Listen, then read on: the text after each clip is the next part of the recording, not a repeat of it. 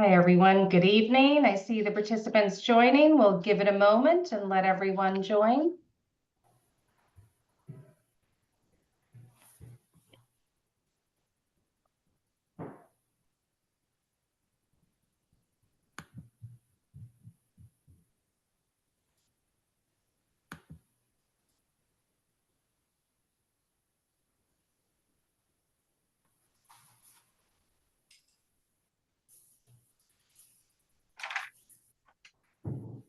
Good evening. Welcome to the middle school presentation for students with disabilities transitioning from elementary to middle school. We'll get started in a moment. I just see our participants joining.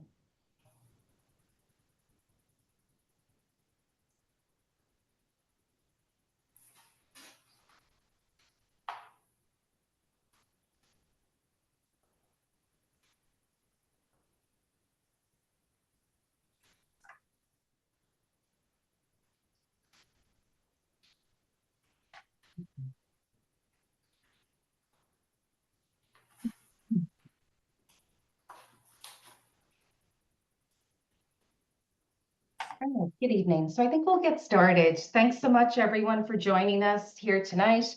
My name is Dr. McCarville. I'm the Assistant Director of Special Education here in Great Neck. We're thrilled to have you with us here this evening as we all prepare for an important step in your child's educational journey, the transition from elementary to middle school. We understand that moving from middle school can feel like a big change, not just for students, but for parents too. That's why we're all here tonight to provide you with information, support, and reassurance for what's ahead. Our goal is to ensure this transition is as smooth and positive as possible. We have with us a few people tonight. We have our assistant principal from North Middle School, Miss Nancy Gunning. We have with Hello, us everybody. We have Ms. Gerald Bernardo. She is the chairperson of special education at North Middle School. Hi, good evening. And we have Dr. Catherine Duggan, who is also the chairperson of special education at South Middle School. Hi, everybody. I'm going to turn it over real quick to Ms. Nancy Gunning. She's been doing this for many, many years and has a wealth of experience in terms of that transition. So she's going to share some of her insight.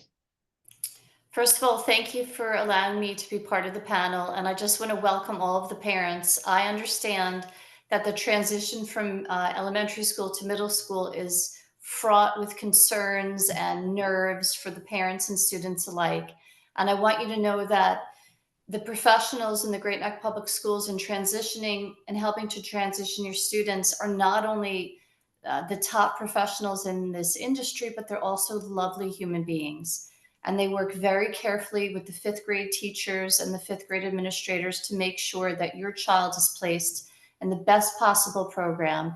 And once you get to the middle schools, all of your concerns will evaporate because the buildings are there to support every child. And I'm excited to meet you. I'm excited for the kids to come and to visit the school. And tonight will be a very informative meeting, and just welcome. Sit back, relax, listen to everything. I'm sure you'll have questions, but we're here to help you. So thank you. Okay, thank you so much, Ms. Gunning. So tonight we're excited to have Ms. Bernardo and Dr. Duggan. They're going to provide us with an overview of special education services and supports at the middle school level. They'll walk you through what to expect in terms of classes, the supports available, and how we collaborate, as Ms. Gunning said, to really meet the needs, the unique needs of each individual student. So after the presentations, we'll open the floor to your questions. There's a Q&A. We encourage you to ask anything at all that's on your mind, whether it's about IEP meetings, classroom supports, or how to help students adjust to the new environment. We're here for you to help provide that clarity and guidance. So without further ado, I'm going to turn it over now to Ms. Bernardo and Dr. Duggan. Thank you, Dr. McCarville. Again, my name is Gerald Bernardo. I'm the chairperson of special education at North Middle School. Welcome, everyone. Hi, I'm Dr. Duggan. Welcome. We're really looking forward to sharing a lot of information with you tonight and answering any questions that you may have. Okay, so tonight we're going to just start off by discussing the programs that we have at North and South Middle School. Very similar to the elementary schools, we have our integrated co-teaching classroom. When you come to the middle school, you'll hear the term team taught. So team taught is ICT, that is a general education classroom with the support of a special education teacher. The teachers collaborate to adapt and modify instruction so all students can access the grade level curriculum. Again, very similar to how it's done in the elementary school. We also have the self-contained 12-1-1 classes. So that's 12 students, 1 teacher and 1 teaching assistant. These students are regions bound. They're following the similar curriculum to the team taught classes, but the class is moving at a slower pace. Skills are broken down, and there's a lot of repetition and practice. The nice thing that they do at both middle schools is that team taught classes and self-contained classes mostly run at the same time. So if there's ever needs to be changes within your child's program, there's not a huge schedule change.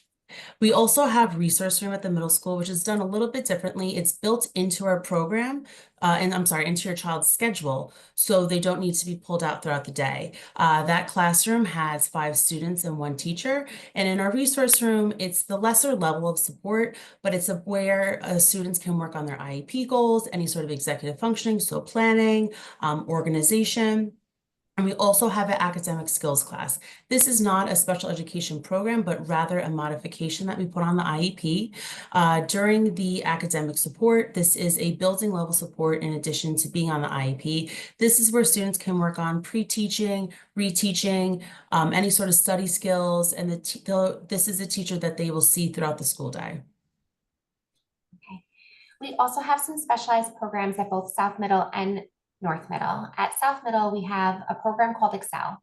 This is a highly specialized program designed for 6th, 7th, and 8th grade students with average to above average intelligence who would typically manage the academic rigor of a team taught class, but require a little additional support in terms of social, emotional, and behavioral needs.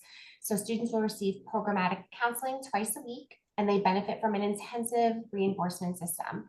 So behavioral support is provided through a class-wide point sheet, and it really fosters group cohesion and building self-esteem through these monthly field trips out into the community. Another important aspect of this program is a strong homeschool connection.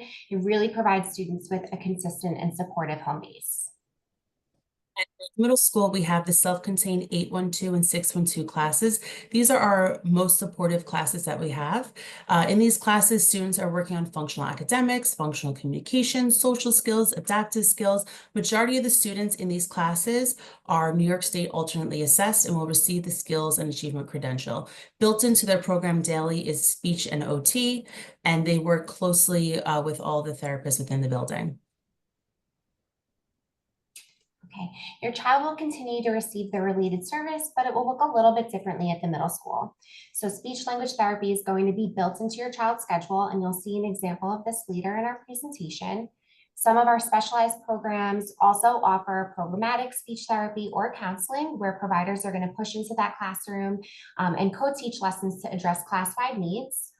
For services like hearing, OT, PT, vision, and AT, providers are collaborating with the team to ensure that students are not consistently pulled from those core academic classes or from the same elective each time. They like to vary it. And each building has dedicated consultants and providers who are going to follow your child's IEP services, but work really closely with the teachers and the team to implement their accommodations and collaborate best to support your child.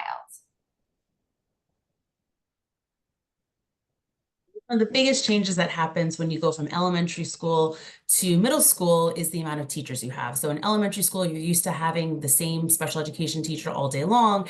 And now once you arrive to middle school, you're transitioning up to about 9 different classes a day, and you may see several special education teachers. So that's where the role of the responsibility teacher comes in.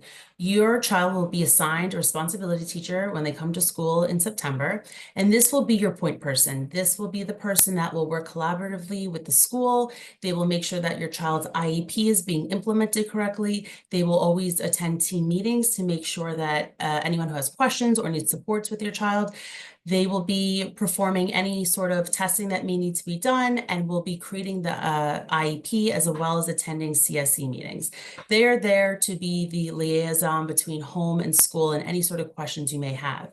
And something that is different also in the middle school is we no longer have parent-teacher conferences, but rather team meetings. So if you ever feel that you want to meet with the whole team, because sometimes it's a lot of teachers, you're able to get in contact with the school counselor and they can set up a team meeting where your responsibility teacher would be there, all special education teachers and any general education teachers as well. Okay. So while the responsibility teacher is going to be that point person, your child will also have special education teachers, whether it be in their teen talk classes or special classes or during resource room and skills. So all middle school students are a part of a team. There are 3 teams per grade, which means that even though they're going to have multiple teachers throughout their day, the core team will meet several times a week. They collaborate and they make sure that all of the students' needs are being met. The special education teacher is a key part of this process. They're going to work really closely with the students, the other teachers on the team, and you as parents to provide the right support both in and out of the classroom. And then another big role of the special ed teacher is just making sure that all of the students' accommodations and modifications are being provided so that your child is successful. They're also going to track progress on IEP goals and complete progress reports 4 times a year, and those will typically come out around report cards.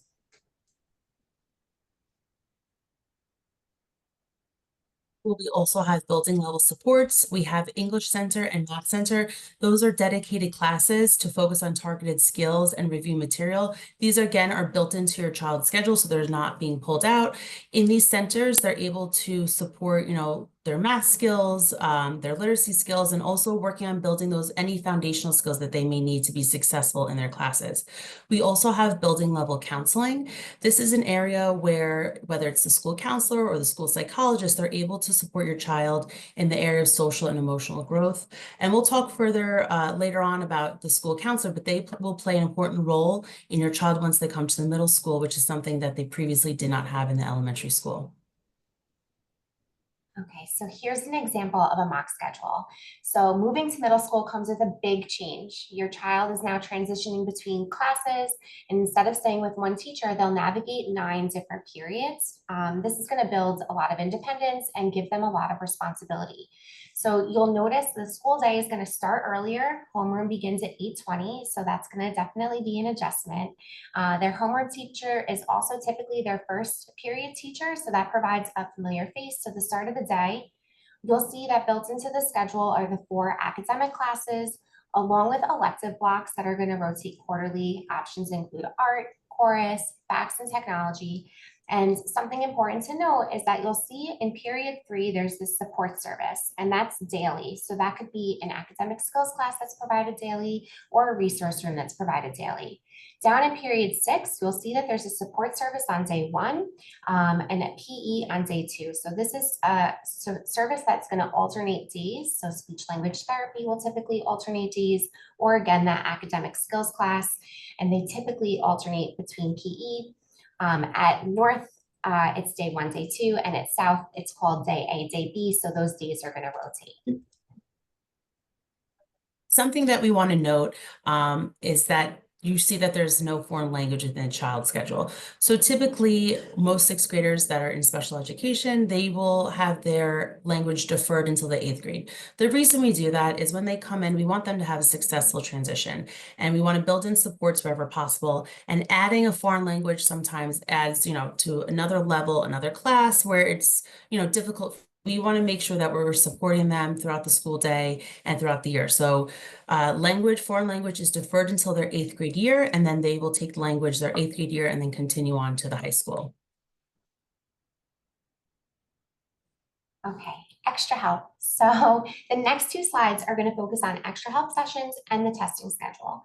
So you'll see that both North Middle and South Middle offer extra help after school, and they're on set days of each week, and they're strategically planned so that they align with testing days, meaning that tests are typically given the day after the extra help is available. So this is going to be a great opportunity for students to review material, ask questions, and get extra support, especially before an exam. So we strongly encourage all students to take advantage of these sessions. This would be an example of an extra help session, and then you'll also see an example of the testing days. They're subject to change, but we'll definitely make sure that if anything does change, you'll receive an updated schedule. In addition to extra help, we also have the Homework Center at both schools. So the Homework Center is a place for your child to go after school where they can work with groups of students or work individually on any sort of homework projects. And the great thing about the Homework Center is that it's staffed by teachers. So they're there to answer any questions that your child may have. And we always encourage students, attend extra help, they can go to the Homework Center, or if you attend extra help, you can go to a club or any sort of intramurals. Okay, so middle school comes with a lot of new experiences, and we wanted to give you some tips and tricks that you can practice at home to help your child and you feel more confident and prepared as your child transitions to middle school. So an important one and a big change is having a locker. This will be a brand new skill for them, so practicing at home with a combination lock can really make a huge difference. Another important adjustment I mentioned earlier was that start time. So setting an alarm and gradually building that independence and waking up earlier can help your mornings run smoother. And this is also a really great time to help strengthen self-advocacy skills. We encourage your child to speak up for themselves and ask for help when needed and take ownership of their learning. So some ways that you can practice this at home include having them email a teacher if they have a question, working on organizing their own materials for school. We really want to help foster and build their independence as a learner. I want to jump back about the locker because this is the biggest panic. Whenever Dr. Duggan and I visit the elementary schools, the kids are excited about lockers, but are like, I don't know how to do a combination lock. So that's something that we always encourage you at home, if just to have them play around with it, because that's always the panic and stress of most kids, I think, when they enter middle school, is how they use their locker. But there's someone always to help them, whether it's a teacher, an 8th grader, anyone in the building is always available. But some other things to really practice at home is, building those study skills and organization. Once they come to middle school, it's overwhelming. They're transitioning from one classroom to now going to several periods during a day. So it's important to create that atmosphere at home, whether it's a quiet space, maybe have a little whiteboard or a checklist they can have so they can get used to getting organized, organize their paperwork, making sure they know having a calendar when they have a test. So those are some things that, once they enter middle school, of course, we will focus on, but just to start to build those routines at home.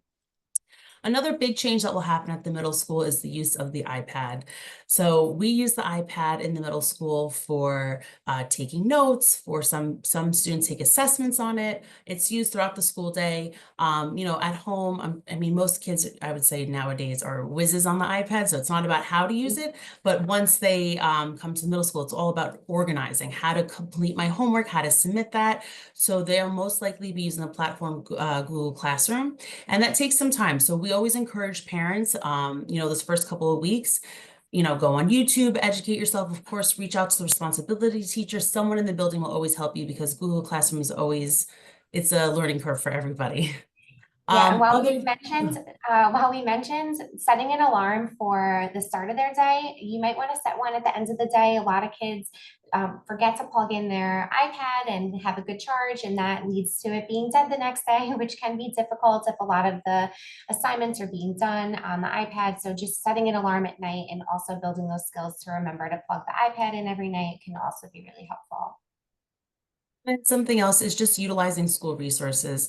There's so many people in the building, like Ms. Gunning said earlier, that want to help your student. We have school counselors that are wonderful for supporting not only, schedule changes or any academic questions. They're also there for the social and emotional component as well. Many times students come to the middle school and there's going to be social conflict, or, they're there to help support the students, whether it's through, a lunch bunch where they can work with the students or meet with them one-to-one in their office. We also highly encourage parents as well as students at the beginning of the school year to really understand the bus schedule. So there are several buses at the end of the school day that students can catch, which is wonderful. It gives them opportunities to stay after for extra help, for any sort of clubs, for intramurals. And we always encourage kids, take a picture the first day of school of the bus schedule and, make sure you know what bus route you're on, but there's always adults outside, guiding students. It's always the craziest part of the day. I'm sure Ms. Duggan can say the same. Students are trying to get on buses, but again, there's so many adults there, especially those first few weeks of school, guiding everybody to where they need to go. Okay, so speaking of that late bus, there's a lot of fun stuff to do at both middle schools. We have a lot of clubs ranging from Lego Club to Multicultural Club. We have a club fair in the fall, so your child can see all the amazing clubs that we offer. I'm sure there's a wide array of clubs. There's something for everybody. It's a great opportunity for them to do something that they love, learn a new hobby, and also it's a great time to spend time with their peers and build some new friendships. And this is such a small snapshot of the clubs that we have. I mean, we could spend the whole presentation tonight talking about the clubs. I mean, there are so many clubs with so many different unique, that meets the needs of everybody in the building, which is really great at both buildings.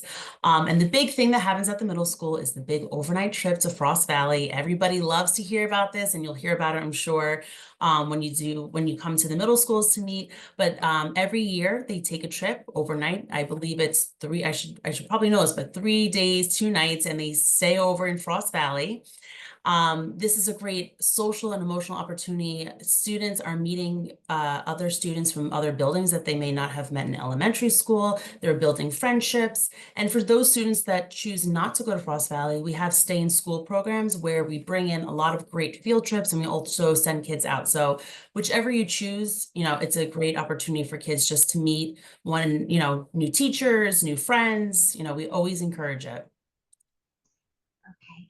And we know that this is a really big change, not only for your child, but for you as well. So we really wanted to just focus on the transition, and it will start during 5th grade.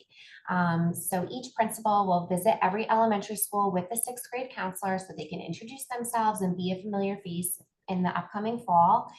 Students will also do a walkthrough in the spring. So it's a great chance for them to go see the building, and they go on a student-led tour. And then following that tour is a Q&A session with current 6th graders. So the 5th graders can ask questions, and the 6th graders will relay their own experiences as current 6th graders. It's a great opportunity for them to connect and to hear from other students so they're not so afraid and they know what to expect. Transition continues after June. So in August, they will come to the buildings and do a summer walkthrough. This is very exciting. Everybody's getting their locker combinations. They see friends. 6th grade teachers are in the building, so they're meeting their teachers for the first time. It's always fun to be there because the kids are excited. They're in the building without all the other students yet, so they kind of get a full tour of how the hallways work, where are the bathrooms, where's the gym. So it's a really great opportunity for them. It's typically the day before school starts. And then September, the transition continues. We don't just let them go. We don't say, okay, you're welcome to middle school, goodbye. There's a lot of support in the beginning. So especially those first couple of days, the students will actually stay within their homeroom, so like their cohort, and they'll travel to their core classes together. And then as needed, whichever, specials they may have, whether it's music class, technology, art, then they'll transition to them. So during those times, they're working on team building, school rules, how to use the iPad, how to use a locker, which is a big one. And then again, there's lots of repetition, lots of support. And by, I would say, late October, they don't even feel like 6th graders to us. They feel like they've been in the building forever. So in the beginning, it's a lot of hand-holding and support. And then they slowly but surely are able to really, do well and become a true middle schooler. Okay, and we know we threw a lot of information at you now, and we look forward to your questions, but we also just wanted to make sure that you had our websites available. They'll be linked in the presentation, and also just a reminder of our contact information. Again, Ms. Bernardo is at North Middle, and I'm at South Middle. So I think we're ready for some questions. Yeah, so families, parents, so please take a moment. We're here to answer any questions you may have. Type your questions in the Q&A, and I will moderate the questions, and we'll go through them together. So just see the questions. I see some good questions coming through here. We have a bunch coming through, so please type your questions again in the Q&A, and we will respond. Okay, so we have a question here about the Excel program at South Middle School. Can you tell us a little bit about the Excel program and, whether or not, how would one know if their child was a candidate for that program? Yeah, so I think it's really important to note that this is a really intensive environment in terms of supporting social, emotional, and behavioral needs. So it's not for any child. They really do have to have the academic rigor that would typically be in a teen talk class, but they really require that additional support social, emotionally. Again, I mentioned that there's this built-in point system. So students will have point sheets that they have to get filled out by period. They earn these points in order to buy things, reinforcers. They also go on monthly trips, and that's a great opportunity for them to really become this family. But like I said, it's for students that have these social, emotional, and behavioral needs that need to be met through this intensive point system and also through this built-in programmatic counseling. Okay. So I think you mentioned before the transition to middle school is a big transition, right? And we want kids to become more independent. How can you help support students advocate for themselves a little bit more to become more independent? So, and I think one of the biggest things is, the students are able to learn through modeling. A lot of our teachers will, model that in the classroom of how to advocate for themselves. They'll also, say to students, like, please reach out to me over Google Classroom or send me an email, talk to me after class. And the best thing about both middle schools is that everyone there is there for the kids, and the kids know that. So they feel comfortable coming to the teachers and speaking with them after the buildings. You constantly have administrators walking in and out of the classrooms, checking in. So we try to build that environment to make them feel comfortable. And then also another area where they can work on this is in their skills classes or in their resource room, where the teacher will work them specifically on, what does self-advocacy look like? How can you do that in the classroom? How can you do that over email? So we will work on it throughout the school day. They also have the opportunity to, again, meet with their school counselor, where they can also address those skills as well. Okay, thanks, Ms. Bernardo. We have a question here. So my child comes home and really doesn't share a lot about school. What's a good way for me to track my child's progress to see how they're really doing? Yeah, so I think there are multiple ways that you can do this. One being that you can check Infinite Campus. So that will be available to you where you can check in. It's live. A lot of teachers will update what's missing, where they're at academically in terms of scores that they're getting on assignments and their exams. But another really huge thing is the use of Google Classroom. And so each class will have its own Google Classroom, and that's where they're going to be posting any assignments, any review materials, study materials. So encouraging your child to share that Google Classroom with you, go through it together, and you'll be able to identify some homework that they have to do or upcoming exams. That's a great way to do that. Signed up in the beginning of the year as the guardian of the child. So you'll receive a weekly email with any sort of missing assignments or anything that was turned in. So you're always kept in the loop. And of course, always reach out to the responsibility teacher if you're feeling like, hey, my kid's really falling behind. How can we support them? We're here as a team, and we want to support you and your child. I think you're answering the next question we have here, Ms. Bernardo. So who do I go to? Who's the main point of contact, if I am concerned about my child? Sure. So I always suggest first reaching out to the responsibility teacher, because they will see your child once, twice, if not 3 times a day, somehow within their schedule. So they probably have the most, up-to-date information on your child. They also meet with the team. So it would be the team, depending on what type of program your child is in. It may be the other team taught teachers or other general education teachers. So they will have all the information on your child. And of course, Dr. Duggan and I are both always available to answer any sort of questions you may have about programming or your child in particular. Okay, we have a question here just about extra help. So there is extra help. So if you can talk to us about how that works, and then also the homework center that's available at both schools, and what are the hours for that homework center, and can, all students attend? Yes. Sure. So Cheryl, you want me to take that for North? you go ahead. Okay, so at the north end of town, every teacher has a designated special extra help day, and that designated day will be communicated to parents. It's typically by department. So if it's for social studies extra help, all social studies teachers tend to have extra help on the same day, so that students don't become overwhelmed by having to go to every subject every day. We have extra help, math extra help in the morning, math extra help at lunch, and math extra help after school. We also have the Homework Help Center every day from 3 to 4:20, and this allows students to take either the 4:30 late bus home or the 3:45 late bus home. Some teachers give extra help during the lunch period, and some give it after school from 2:50 to 3:20. You'll find that there's not a moment in the day at North Middle School where extra help is not available. And we're lucky in Great Neck that we have late buses. Most school districts do not have this, and it's really a luxury. So if your child wants to stay for clubs, sports, activities, extra help, and he or she takes a bus otherwise, they have multiple opportunities to take a late bus to get home if they want to stay for extra help or anything else. It's very similar at South. I know you just shared all of that information for the north end of town, but it is very similar. We have designated days for each subject area. And again, that's typically the day before a testing day. So it's really an opportunity for them to prepare. We also offer extra help during lunch. And anytime a student needs extra help, they can always email their teacher, again, working on that self-advocacy, and let them know. And they can also arrange time outside of lunch, outside of that typical extra help day. And then we have a question here in terms of related services, speech, OT, PT, are those offered at the middle school? And if a child needs other services or supports, let's say one-to-one aid, things like that, how does that work at the middle school?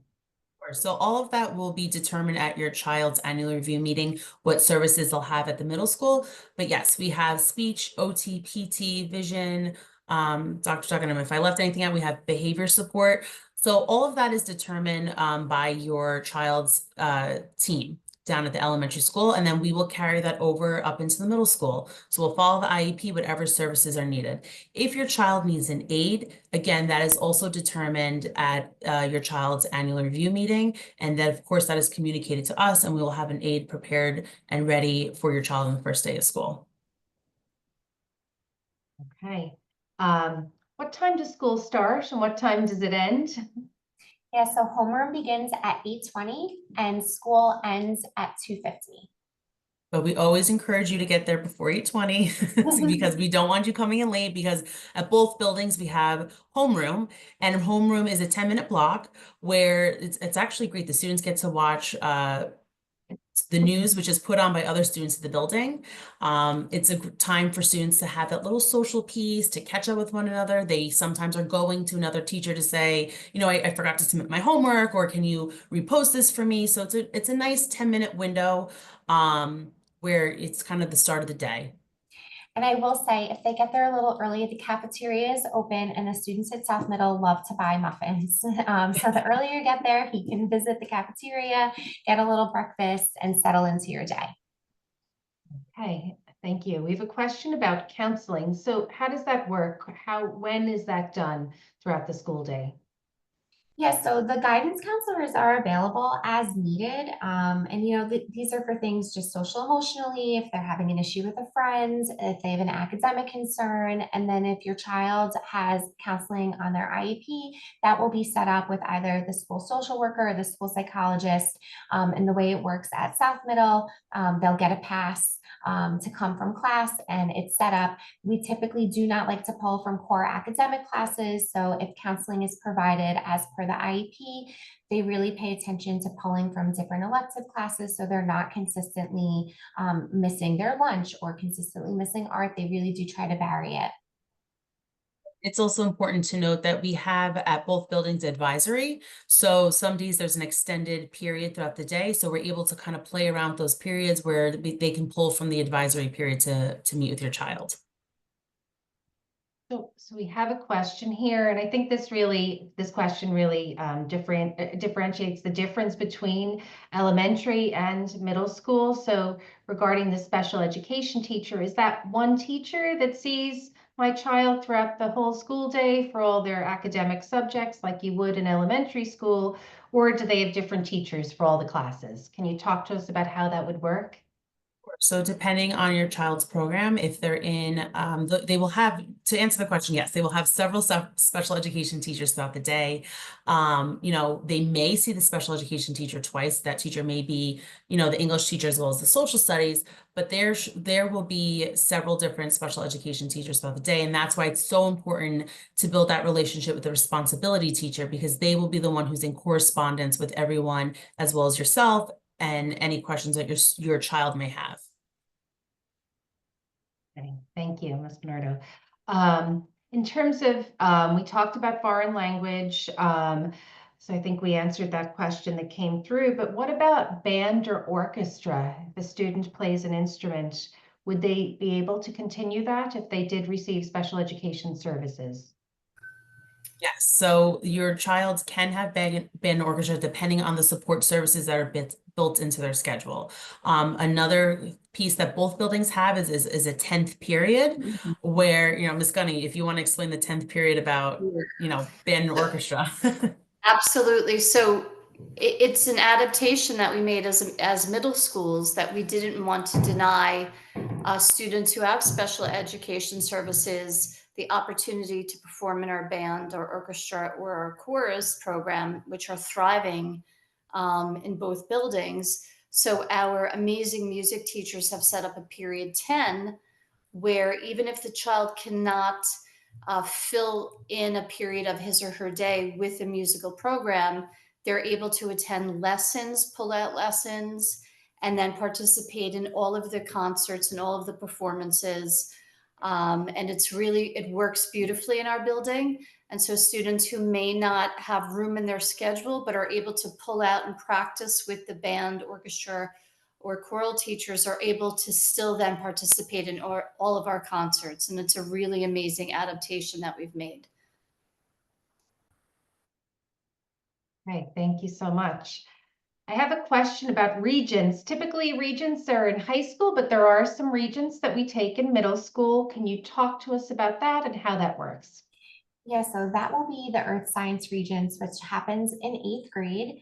And we provide a lot of support. So there is a built-in period during lunch for students to go get Earth Science support. Again, it's available after school, but that's when they'll take that Regents, and the teachers do an excellent job preparing them for that. We have an excellent pass rate, and they really, know how to meet the needs of the students, and they know how to teach to be successful on the exam.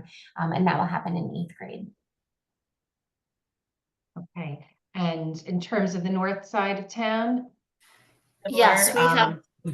Go ahead. Oh, Ms. sorry, Gunning. Cheryl. Please go ahead. Just as South Middle School, we have Earth Science for All as well, and we prepare our students for that exam, regardless of what their IEP says or what type of a class they're in for science. And we have amazing, dedicated, certified special ed Earth Science teachers, and we spread that program out over 2 years. So in 7th and 8th grade, they're learning the Earth Science curriculum. And we have the extra help at lunch too. We call it Earth Science Support Class, which helps students achieve that designation of having the Regents exam. In addition, and this is the exception and not the rule, we will have students who have IEPs but excel in math. And they will have the opportunity to take the Regents in math if they come to us accelerated in math. Even if they have an IEP, that is not denied to them if they qualify for the advanced math classes, including language too. So, it's really, we try to make a schedule that fits each child to the best of his or her ability. Just want to say, just because you have an IEP does not mean you're going to not receive a language. So it's just depending on the type of supports you have. If you have a student that has a little bit more supports, then there is not as much flexibility in your schedule to have that foreign language. But if there's less supports, then of course there will be a foreign language that you can take your 6th grade year. But typically language is deferred to their 8th grade year, and they're starting off as English, Spanish 1, where they'll learn the basics, and then that will continue up until the high school. And I think, Ms. Bernardo, you just answered the next question here. What happens in high school if that foreign language is deferred? So students will take it in 8th grade. You need 1 credit of foreign language in order to graduate with a Regents diploma. So the students will certainly get that credit, and they will move forward and can continue in high school to take that foreign language as well. And if they won't be penalized in any way in terms of the courses they're required to take, or, in terms of, being on track to get that Regents diploma. Responsibility teachers, kind of how does it work? Is that one of the students' teachers throughout the school day? Will that teacher be assigned to my child? Can you explain kind of how that works? Yeah, sure. So the responsibility teacher is a thoughtful decision. We really look at the student schedule and come up with a fit that makes the most sense. So sometimes your child may see a student, sometimes a teacher may see your child for both resource room and for one of their academic classes. And that's a great person to have as the responsibility teacher because they're really familiar.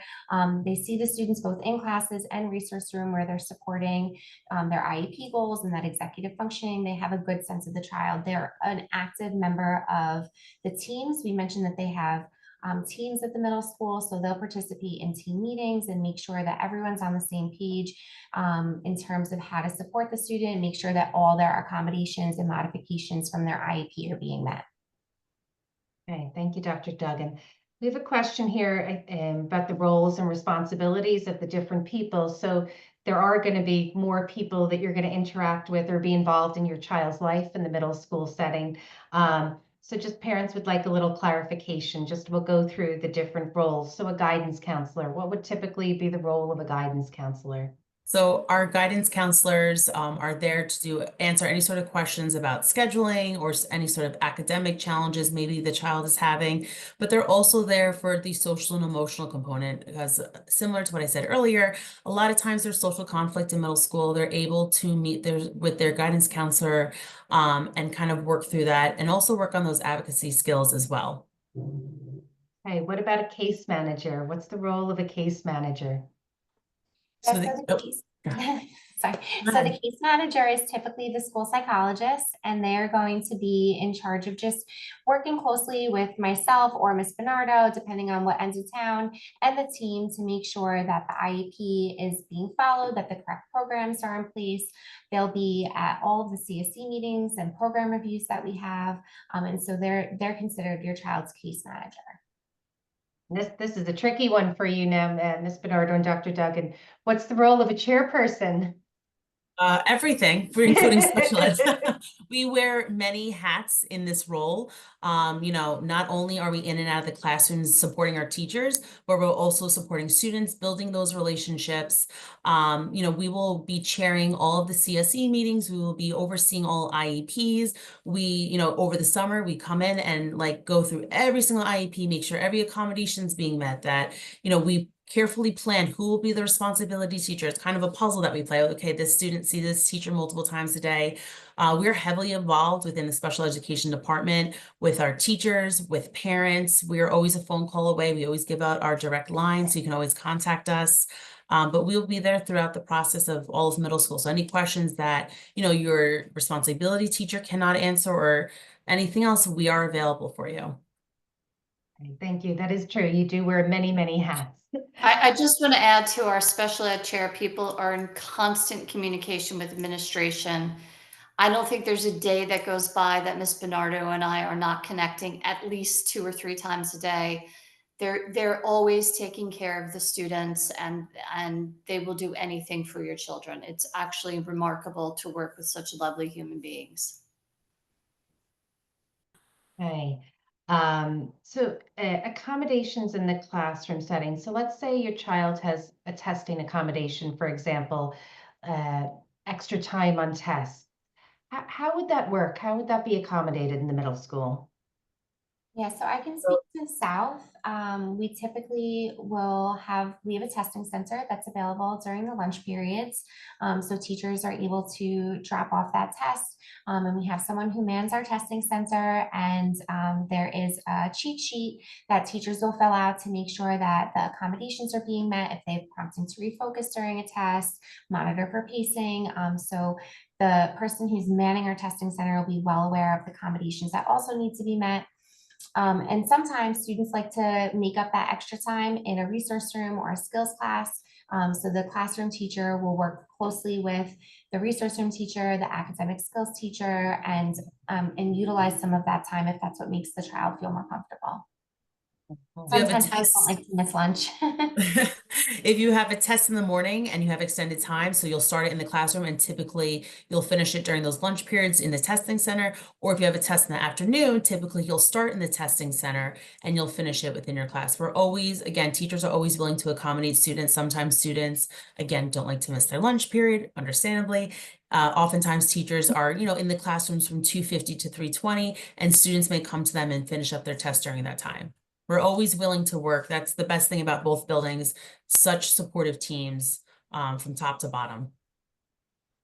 Okay, thank you. We have a question just for clarification here in terms of, students who receive special education services or who have an IEP. Does that mean that they're in separate classes throughout the school day?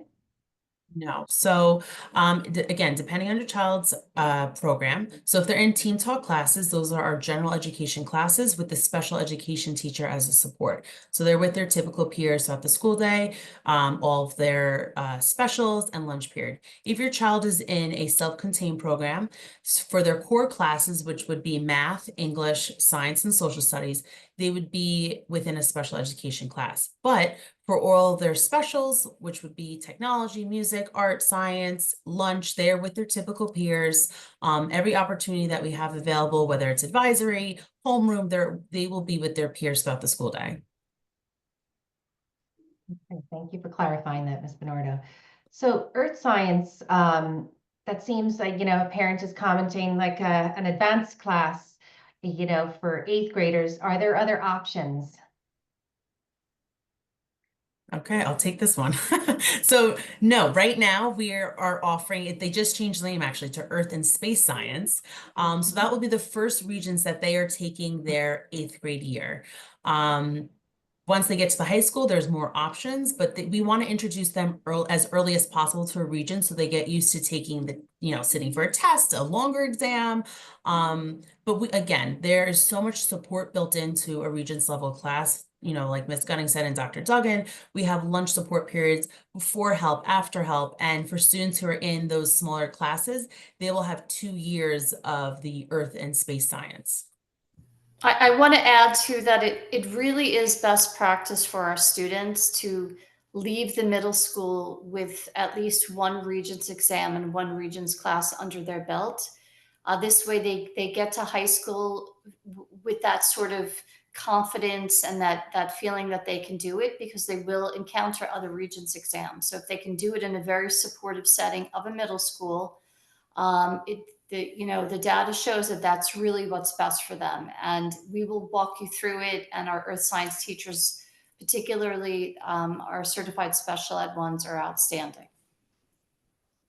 Okay, thank you. Ms. Gunning, I have another question for you here. Does North Middle School offer algebra for all? No, neither middle school offers algebra for all. Great Neck is still, we've changed it from algebra for some to algebra for more. And it's sort of an open-minded ideology that we're following now, but it's not algebra for all. And, the 8th graders who do not take algebra take pre-algebra, which will prepare them for algebra for the high school. Okay, thank you for clarifying that. In terms of the middle school, there's teams at the school. How many special education teams are there at both schools? So there are no special education teams, designated teams. Each grade level at South Middle has 3 teams, and the students are on that team, and they'll have those teachers that core team, they're going to work together. They meet multiple times a week to help your students. So if your student is in team taught classes, they're going to just be a part of whether it's Endeavor, Innovation. The teams have different names, but there is no dedicated special education team. If your child is in small classes, they're still going to be a part of that team. And again, you know, as small class teachers, we will meet we meet monthly and weekly as needed to make sure that they're also getting the same level of team support. Same thing at North Middle. We mirror the exact same program. There's no separate special education team. Everyone is mixed into one. So it's a really nice way that we integrate all students. Okay, great. So will there be an opportunity, you've given us so much wonderful information, for the children to meet the teachers and meet the teams and all these wonderful people before they actually start middle school? Yes, so they will head over in the springtime. The elementary schools visit the middle schools, and they'll go on a tour by the sixth grade students. A very exciting day for everyone. That at the end of their session, they'll have a Q&A with administrators, teachers, and students.